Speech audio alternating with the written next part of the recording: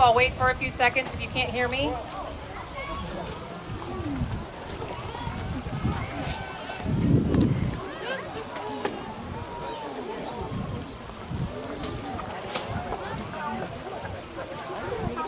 I would recommend that you buy some Kleenexes just in case. And actually, would you guys grab me some Kleenex? Okay.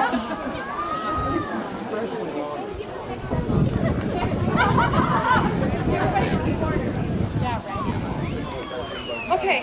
I would like to thank all of you for coming tonight to our celebration of life ceremony for Perry and our family.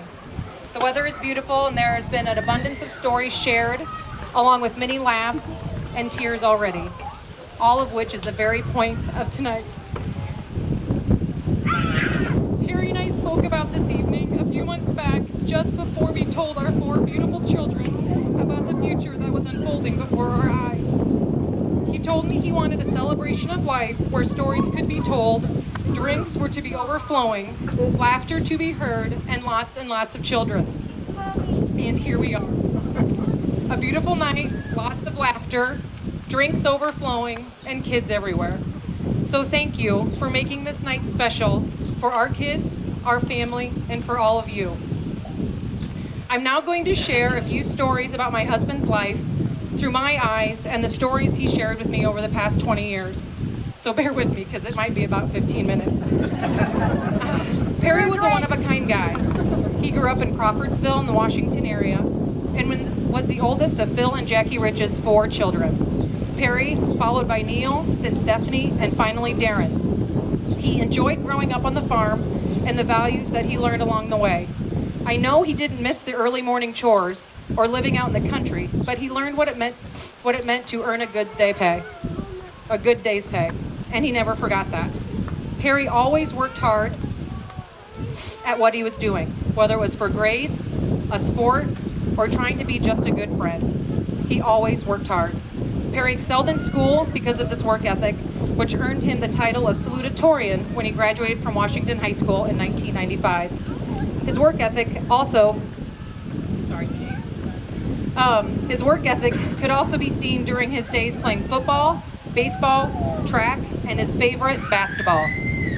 He would often tell me stories about his basketball days, playing with his buddies Jared, Matthew, and Tyler, along with the low basement and the shenanigans that followed. But the one story I remember the most about his high school days was the story about Perry making only the C team in basketball his 7th grade year. He was devastated because his buddies were all on the A and B team. So he vowed to himself that he would get better by working hard all year long. The next year he made it to the B team, and then by his freshman year he was on the A team and became a great spot shooter for a very successful Washington Demon basketball team. Perry then decided to go on to Coe College in Cedar Rapids, where he played basketball, was active in student government, res life, and athletic training department. He wasn't like most of the guys on campus. He held himself to a higher standard. Not in a I'm better than you kind of way, but in a way that made most of us think he was wiser than us and more mature than us. And he was okay with that label. Actually, he was comfortable with that label. Here's a fun fact that many of you may not know. I was dating a young man from Kelowna my freshman year at Coe. He was up visiting me on a Friday night from St. Ambrose, and he said, "I have a friend's cousin coming here to say hi to me tonight." I thought, okay, that's no big deal. The guy will come over, say hi, and then leave within 15 minutes. It's a Friday night, and most people on campus are at the local watering hole by 7 p.m., so he's not going to stay long. Plus, I had a Disney movie planned, so I figured no way is he going to stay. So about 30 minutes later, this skinny, geeky guy comes to my door and introduces himself as Perry Rich, Rob Rich's cousin. I knew Rob from Mid-Prairie basketball camps and knew he was a good guy, so this guy must be nice too. After chatting for a while, I figured out that he was a biology major just like me. I'm thinking, mental note, possible study partner. I'll need to scope him out a little bit more just to make sure he had potential. 3 hours later, he was still there watching the movie with us.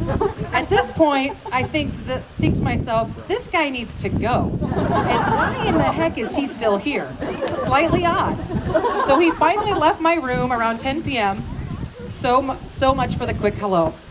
Of course, as luck would have it, I would struggle on my first Bio 101 test. First time I ever failed something. So as you can imagine, I looked him up. I looked up that geeky, skinny guy that I had met a few weeks back and started to study with him and another guy who's now a doctor on a weekly basis. Perry helped me through Bio 101 that semester, and our friendship began. Secretly, I knew that he was the one that I wanted to be with for the rest of my life early on in our relationship. I just needed to convince him that I was his forever girl. This took some time, but eventually I had him won over. I remember the first time he took me out on an official date. He was taking me to the cheap theater, and lucky for him, Armageddon was playing and I hadn't seen it. He was a frugal guy, many of you know. So even the cheap seats were a big step for him. If he had his way, he would have met me at the co-cafeteria for dinner and then caught a movie in his room. That was so Perry. We started the night by walking across campus to the apartment building parking lot where his car was parked. We walked up to a shiny two-door maroon Cougar. It was a nice car from the outside appearance, definitely top 5% of cars on campus, if I had to guess. I had a hunch that the inside was probably spotless too. Now I'm thinking, did he just clean this for me, or is he really just this big of a clean freak? But I really knew the answer. His dorm room was always spotless and everything had a place. So as you can imagine, I did not operate my day-to-day life this way. Closer to the complete opposite. However, he liked me nonetheless. But don't think for one second I wasn't second-guessing my status with him. Clean car, smart kid, and straight and narrow personality. Will this work? Fortunately, it did for me. Again, Perry's hard work paid off, and going into his senior year of college, we found out he was chosen for the Clark Merit Scholarship, which is a free year tuition. 10 kids per year receive this honor. It's pretty darn cool and well-deserved. Perry also earned his athletic training degree at Co. He loved being an athletic trainer, and most of all being on the sideline and being mentored by John Chandler. John's two girls were in the training room often, and one of them took a liking to Perry. He always took the time to make her feel special. I noticed that special characteristic of Perry back then. He made the person he was talking to feel like the only person in the room. That is hard for most people, but it wasn't for Perry. It was natural for him. As he navigated through Co, Perry could be often found on the sideline of a sporting event, whether it be football, softball, or baseball. He was proud to be an athletic trainer. Perry was also a very quiet, reserved, and even-keeled kind of guy.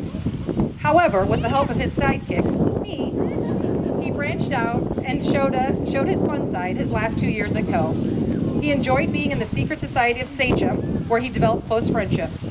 He even went out for rugby his senior year. I don't know much about rugby, and neither did Perry.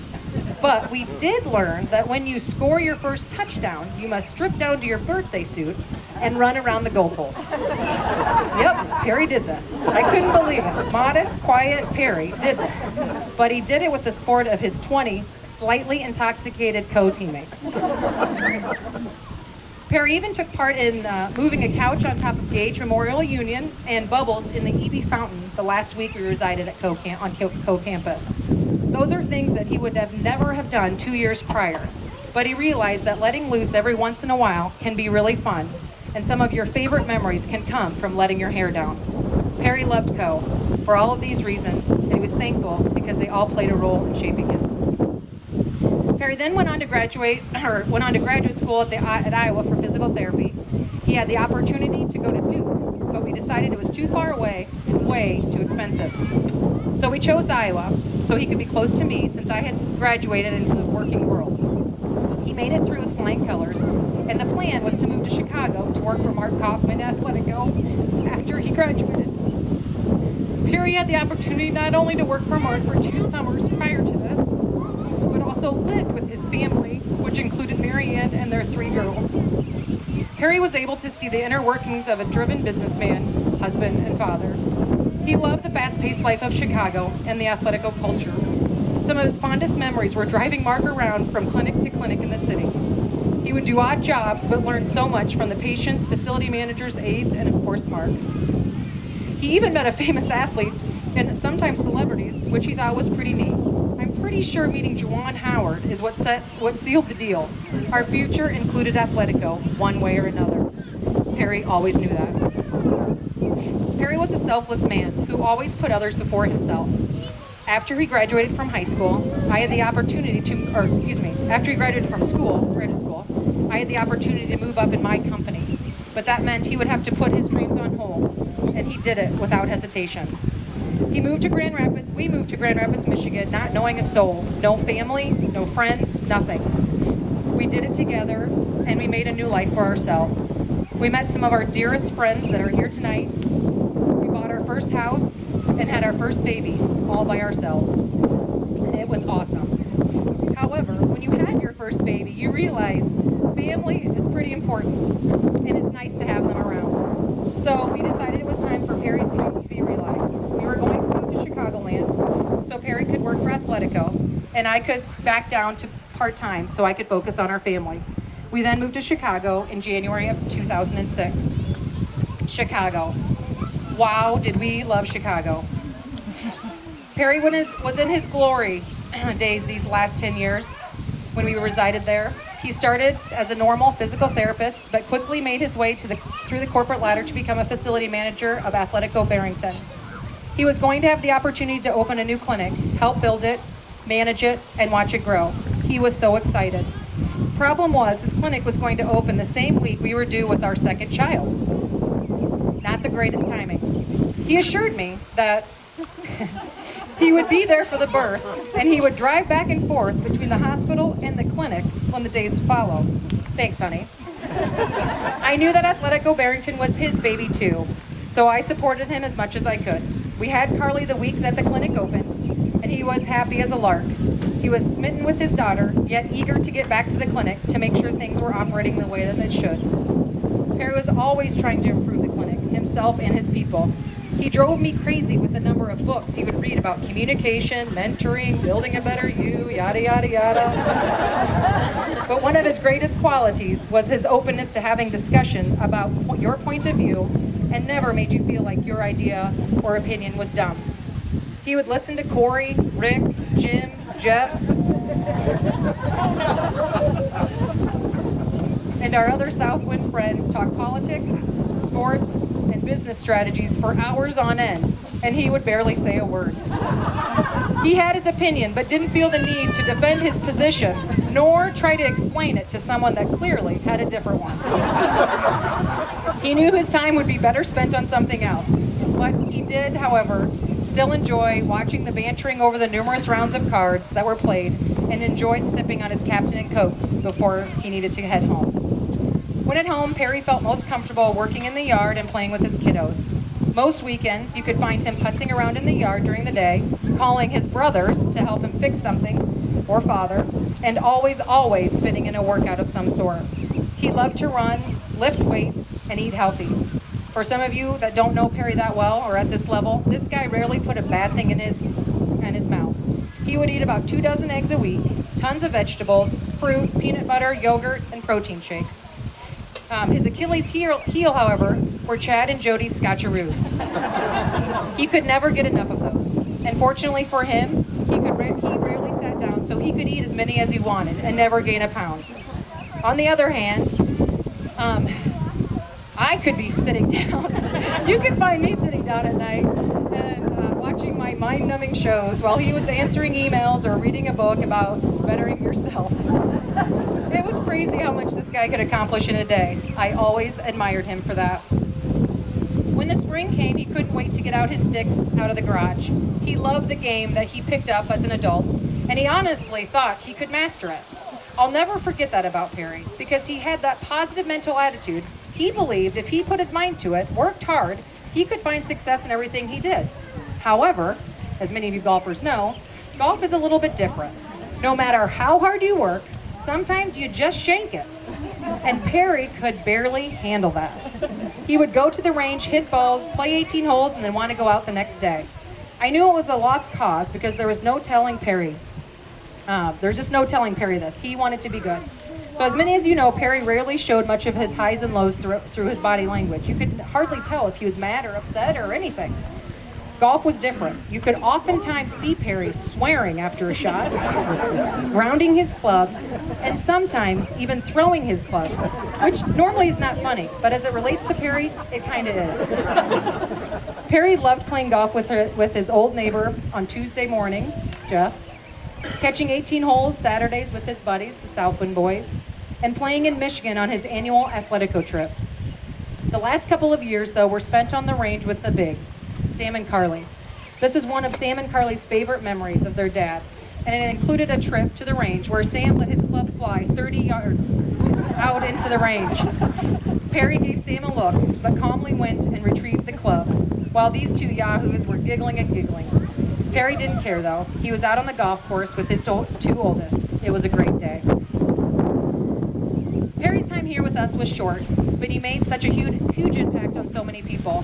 I've had many of his patients reach out to me and tell me what a caring, thoughtful person Perry was, and that his personality, and that he personally got them on the path of recovering, and now they are living normal lives.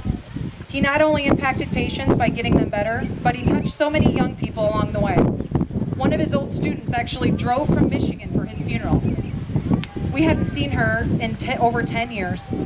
A handful of those students have also reached out to me and shared with me that they chose to pursue physical therapy because they worked with Perry and saw how he loved what he did, was passionate about getting his patients better, and he always saw the bigger picture.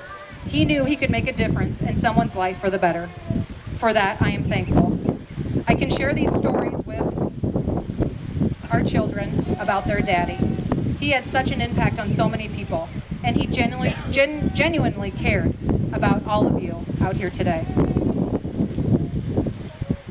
Music was also a big part of our life together. Many of you did not know that, but he was a closet Michael Jackson fan. We even paid money to go see the Michael Jackson movie, This Is It. Believe it or not, it was actually good. He also enjoyed listening to country, and we spent many nights at Wrigley Field watching country concerts with friends and family. One of my favorite stories about the two of us at Wrigley Field concert was a night that we went with some family, and we spent the night singing and dancing and enjoying a few beverages with 30,000 of our closest friends. What was different about this night was that Perry was leaving on his annual Michigan golf trip at 3 a.m. the next day. In other words, 4 hours after we ended our concert fun. We found our way back to the car after stopping at McDonald's for a mid-evening snack to soak up our liquid consumption. We get back to the car and Perry says, "Hey, honey, do you have the keys?" I say, "No, honey, you have the keys. They're in your pocket." He looks once, twice, 3 times. No keys. So at this point, immediate panic spiked through all of our veins. He was leaving for Michigan in just a few hours. His golf clubs and money were in the car, and the last train to the burbs was about to leave. We quickly came up with a game plan to retrace our steps back to Wrigley. I think we all knew that he probably dropped them when we were dancing at the concert, but what was the chance we would actually get back in there 45 minutes after the concert ended? None. We quickly retraced our steps back to Wrigley, and nothing. As we approached Wrigley, though, we saw a half a dozen security workers and tried to calmly explain our situation. The guy thought we were crazy and explained to us that they clean immediately after a concert with lawn blowers, so if there were any keys, they were probably long gone by now. We were deflated and didn't know what our next step was. The poor guy could tell that we were, so he offered to take Perry to our seats just to make sure. Off Perry went with the security guard while we waited and hoped that he would find them. 10 minutes later, Perry appeared down the old Wrigley Field corridor with a big smile and keys in hand. No way, he actually found them, but he did. The blowers hadn't quite reached our seats, so they were right where we were standing. Thank goodness. It was a good night and one we will always remember.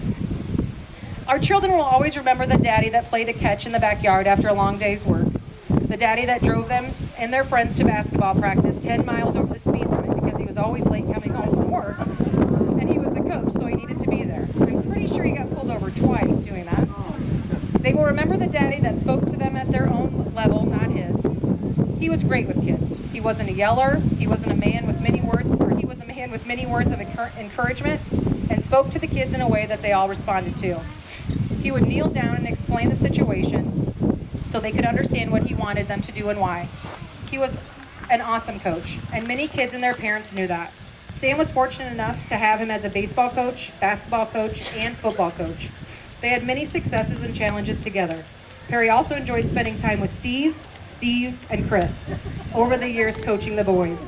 We have a lot of great memories from those days. Carly will remember the daddy that was her basketball coach as well. She would often be ready for him to pick her up hours before their practice time. She loved playing basketball in the front driveway and always listened carefully as her daddy explained how to make a move. Carly will remember daddy that took her to the daddy-daughter dances every fall.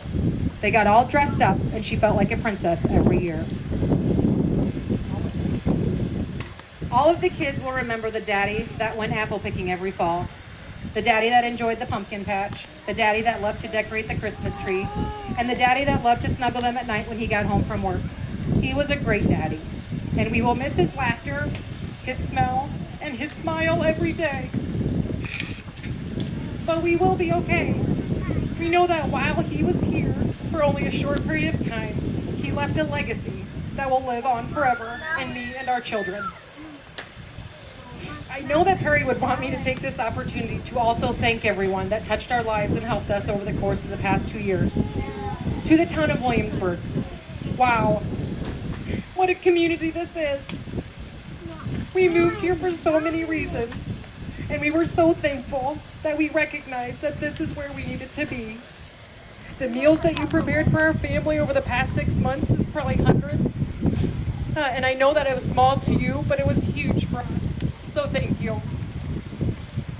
To the parents and friends that gave numerous rides to all of my kids for all of their activities, so we could try to keep their lives as normal as possible, will never be forgotten. Thank you. To Brad, Blake, Michael, and Kyle, thank you for singing your hearts out at the benefit, at the church, and at the gravesite. It was unbelievable, and most will never forget it. Thank you. To the team at Elite Sports, Perry would personally thank you for bringing me on at a time that was uncertain, and yet without hesitation, you took me in and have embraced our family as your own. This was an outlet for me as I navigated through this final stage of our journey, and at times was my life preserver. Thank you. To our Athletic Go family, words cannot describe the gratitude our family has for this group of people. We have called you our family for close to 20 years, and your love for us has never been more evident than in the past 22 months. Mark and Mary Ann, you have been my rock and have guided us through this journey. Thank you for always being here when I needed you. To my close friends, thank you for helping me keep my shit together. While our journey with Perry on this earth has ended, we all know that he is here in spirit, and you will remind me every day of him and that as we move forward with our new life. Thank you for always listening, giving me a hand to hold or a shoulder to cry on. And a special thank you to my friend Jody Bauer. She was my light and your light into our world over the past 18 months. I can't imagine the past 18 months without you. Thank you, my friend. To the One Love, One Fight Committee. Wow. You all should consider looking into party planning as we start to think about our high school graduations and weddings that are in our near future. What a great party tonight. The benefit last fall was amazing and was one of the highlights of our journey. We had many ups and downs each month, each week, even each day. But the love that you have showered us with could be felt during those tough times, and we knew we would be okay. Perry felt comfort knowing that we were surrounded by such great people and their families here in Williamsburg. Thank you. To both sides of our families, thank you for driving kids, making Perry's meals, shaving him, sitting with him while I went to work, doing laundry, watching the kids, helping me get him to ball games and doctor's appointments. Thank you. We couldn't have managed these past 18 months without you. And thank you to Kurt and Mary Blythe, Mark and Mary Ann Kaufman, Holden and Kelly Blythe, Jason and Amy Becker, Jared and Leah Kleinmeyer, and the entire One Love, One Fight committee for putting this together.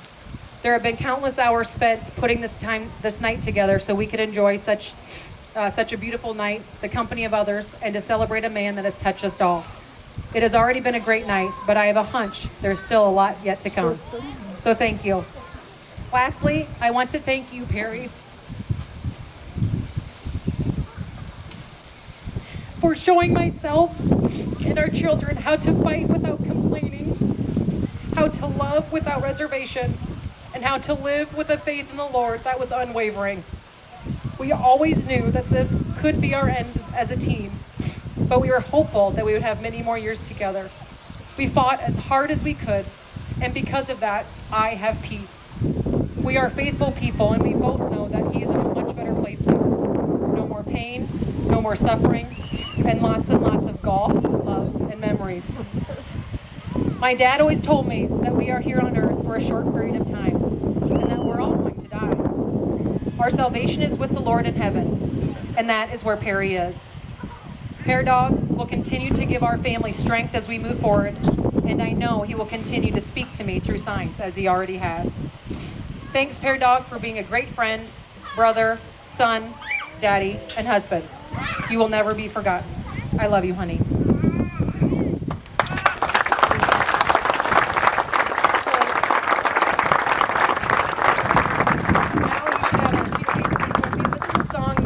Sing at home a lot, so I just kind of wanted to end this with that song. Many of you will probably know it.